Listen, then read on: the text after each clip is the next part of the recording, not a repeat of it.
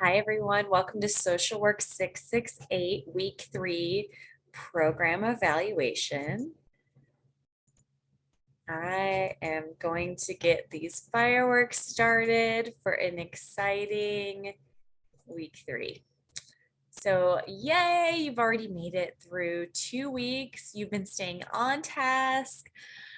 In control this entire time, really working through all the course material step by step. So congratulations, everybody. I just wanted to review some effective communication because I really find that communication is key for online learning. You all have done a great job of reaching out to myself, reaching out to Brandon. Please continue to talk to us as questions arise. Just a friendly reminder that when you send us emails, please put Social Work 668 in the subject line. We teach across the curriculum. I work with many PhD students and also teach in the PhD program and work with students in public health and nursing as well. So just so I can situate your email within this course, it would really help me if you did that. After you read my email, could you just send me a gotcha, understood, thank you, so that we know we're right on the same page and that the full line of communication has gone all the way through. So it's already coming up that in soft check lessons, you want to hit the finish button after each question. Some of you during week 1 struggled to understand if you had submitted the assignment or not because soft check was not cooperating very well. Thank you to all of you who reached out for me. We have no problem trying to fix issues from our end if possible, and we'll work with you to find a solution. So yeah, please keep going with that. So in the soft chalk lesson, hit the finish button after each question. You might not see what I have embedded in the lesson. So you want to see tips in the start here in the Social Work 668 Blackboard site.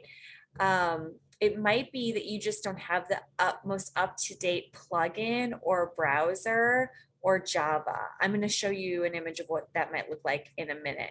So if you see a blank chalkboard outline of a white square, there's supposed to be something in there, some course content, some pictures, some diagrams. So there should never be any blank pages or white squares. Please reach out to us right away if that happens. And I'll show you an image of what that might look like in a minute, or what kind of you might need to do to update your plugins or browsers. So just a friendly reminder that everything is due, all of your participation points for the weekly sessions on Monday at 11:59 p.m. So technology issues across the board. This is what I'm talking about, this symbol up here, if you might need to update your plugins. Firefox actually might be the reason that's preventing you from seeing an image in SoftChalk if you are seeing any of those plain white screens.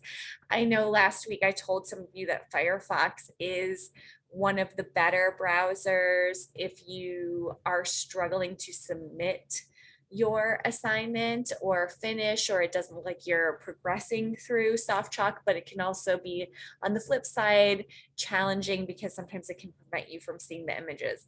I have always had really good luck using Google Chrome, but I understand that this should work across multiple different browsers. So please be in touch with us if you're having any problems with that.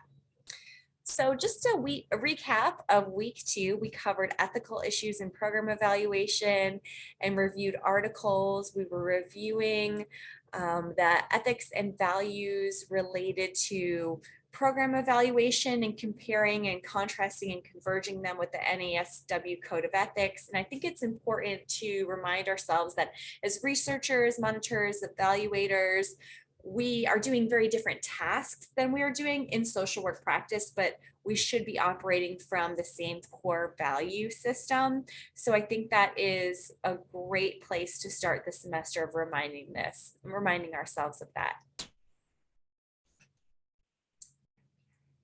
So readings each week. So I just want to remind everybody that to do the readings, the Royce book, the corresponding articles that I post every week, because the soft chalk lessons really do an overview of the readings, but then you might have a quiz popper, you might have a fill in the blank, or you might have a matching exercise that are really going to draw from your textbooks and reading that week. So my advice is to always do the reading first, then engage in the soft chalk lesson so that you are prepared with the reading to correspond and answer the questions that or quizzes that might pop up in the soft chalk lesson. And then I'd go forward and then do your journals or your discussion boards or your blogs for that week. Make sure you turn in all of your assignments on time. Please let me know if a crisis or any sort of impediment to your time comes up during the week. We are completely understanding of things that are going on during this very challenging time in all of our lives, and we expect that your lives are facing the same challenges. So let us know if you need any extra time, but the most important thing is that communication is key. Let us know what is going on with you so we can come up with an action plan and extend the timeline, and we are happy to do that, but we want to make sure that we have a new established timeline for the work. Okay, so we are getting into needs assessments this week, and I have already posted a needs assessment video under our assignments tab. So please go over to assignments, watch the video. I've also put some examples / exemplar needs assessment assignments from previous years, because I think that really helps kind of operationalize the assignment. There's also guidelines and a rubric for the needs assessment assignment embedded in that tab. So this week is really focused on understanding needs assessments and the purpose of the needs assessments. And so when we think about needs assessments, working with at more of a meso macro level with organizations, we also want to peel this back down to thinking about micro social work practice. So some of my thoughts are around this are that, let's say you're a therapist working with a child for the first time. So if you think about the child that you're working with as being a part of your population of focus, when working with this child, your first step is to assess their needs. And this is where a formal needs assessment might come in.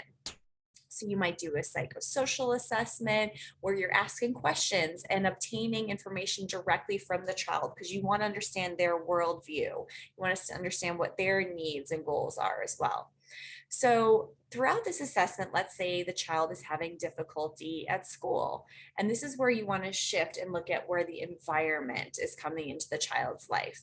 You may find it effective to talk to teachers about let's say behavior and how the school environment is impacting the child. You might also want to interview the parents to understand behavior in the home and what the child's home environment is like.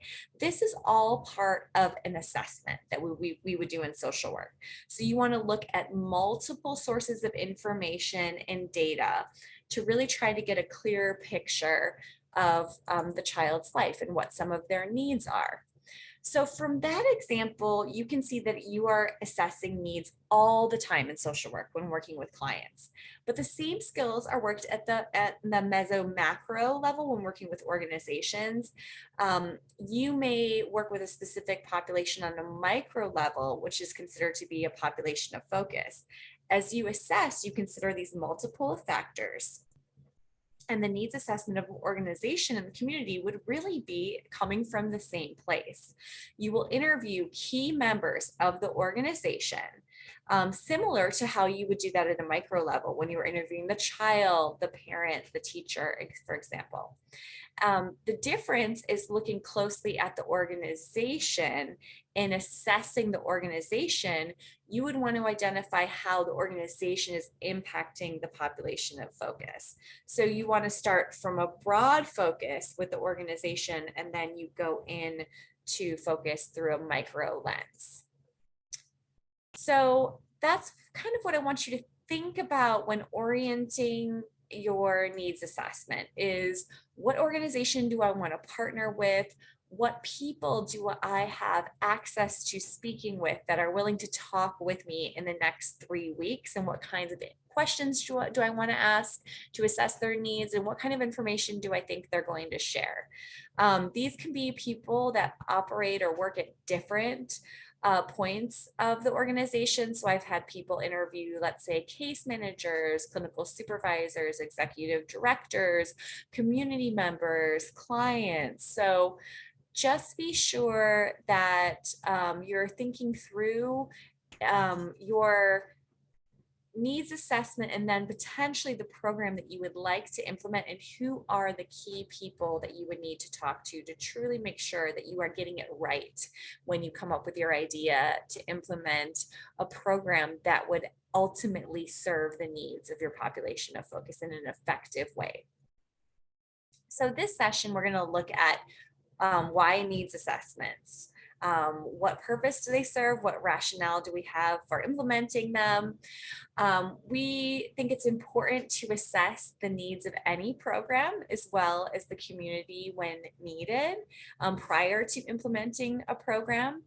What are you wanting to know about your chosen program or community? And that really links back to our assignment during week 1. I want you to review the needs assignment, which is under your assignment tab, and your interview guidelines will be submitted as a journal this week.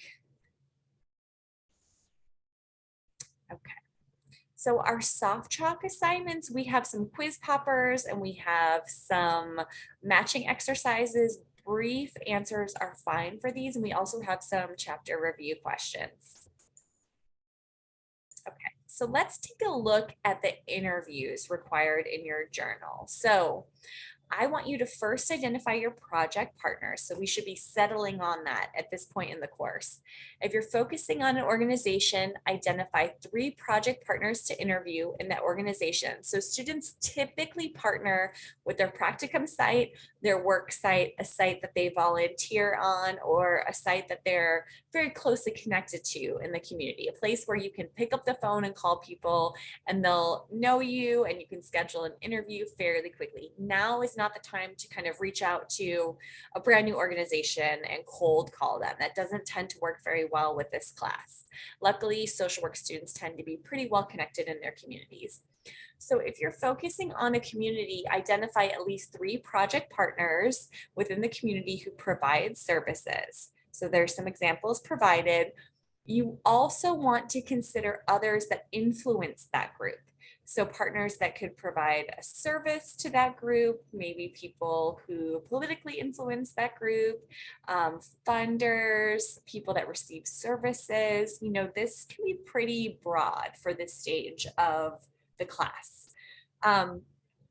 Sometimes students interview service recipients. I would encourage you not to interview your own clients for this assignment. Make sure that you are interviewing people that you are currently not seeing as clients and currently you are not providing services for, because that can be a conflict of interest. So if you do decide to interview service recipients who are receiving services outside of you, please provide a brief description of why they were chosen to be interviewed and any relevant background key information. Do not include names. And you can provide a student selected code per person, such as A, B, or C, or you can provide them with a pseudonym. I like to ask my participants to provide themselves with a pseudonym or to name themselves, give themselves a code name for any of the studies that I work on.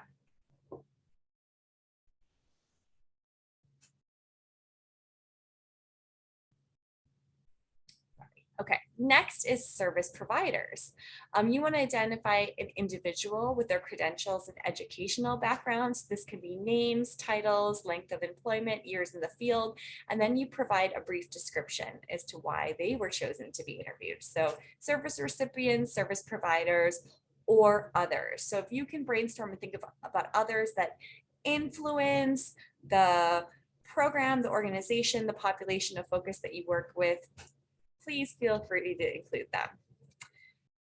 So next you need to provide an interview guide. So I want you to come up with some interview questions, and please, Brandon and I are available to consult if needed on these questions.